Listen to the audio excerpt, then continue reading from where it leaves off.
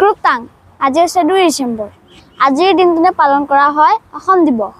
এতিয়া আমি উপস্থিত আছো চুকাফা ক্ষেত্ৰত আপোনালোকে জানেনে এই অসম দিৱস কিয় পালন কৰা হয় বলক আমি ভিতৰলৈ সোমাই যাওঁ কিছুমান কথা জানিবলৈ চেষ্টা কৰোঁ এয়া হৈছে যোৰহাটৰ মৌবন্ধাত থকা চুকাফা সমন্বয় ক্ষেত্ৰৰ ভিতৰচৰা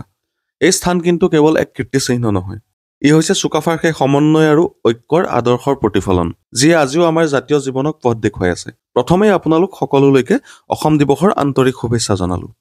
এতিয়া প্ৰশ্ন হ'ল প্ৰতি বছৰে কিয় আমি 2 ডিচেম্বৰতে এই চুকাফা দিৱস নাইবা অসম দিৱস পালন কৰোঁ ইয়াৰ কাৰণ হৈছে 1228 খ্ৰীষ্টাব্দৰ এই দিনটোতে চাওলুং চুকাফাই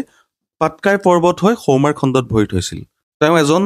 জয়ী ৰজা হিচাপে ইয়াত শাসন কৰিবলৈ অহা নাছিল তেওঁ আহিছিল বৰ অসম গঢ়াৰ এক মহান সপোন লৈ তেওঁ জাতি বৰ্ণ ধৰ্ম গোষ্ঠী নিৰ্বিশেষে থলুৱা যিখিনি মৰাণ বৰাহী চুতীয়া কছাৰী এই সকলো জনগোষ্ঠীকে নিজৰ কৰি লৈছিল চাওলুং চুকাফাই অসমলৈ অহাৰ পাছত নিজৰ ভাষা ত্যাগ কৰিছিল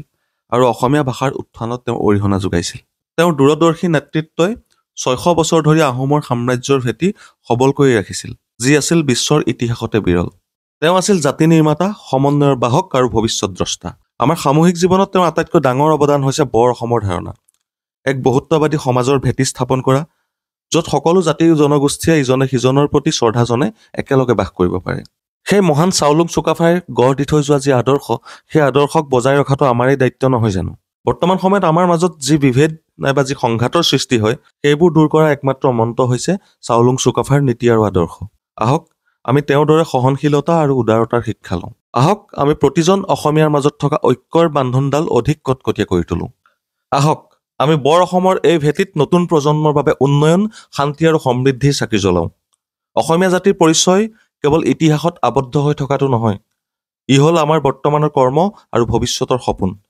চুকাফাৰ আদৰ্শই আমাক কিন্তু এই কথাকে শিকায় সকলোৰে মংগলেৰেহে কিন্তু আমাৰ মংগল সম্ভৱ এই চুকাফা সমন্বয় ক্ষেত্ৰ দেখাৰ লগে লগেই বা এই চুকাফা সমন্বয় ক্ষেত্ৰই সদায় আমাক মনত পেলাই থাকিব যে অসমীয়া জাতিৰ মূল মন্ত্ৰ হৈছে ঐক্য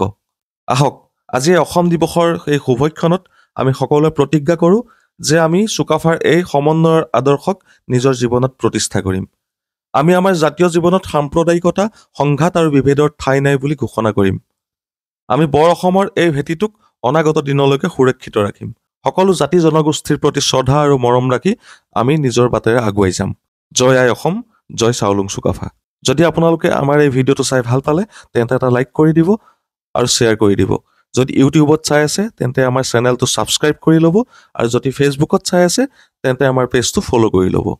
পুনৰ এটা নতুন ভিডিঅ'ৰ সৈতে মই শংকৰ জ্যোতি আকৌ আহিম আপোনালোকৰ মাজলৈ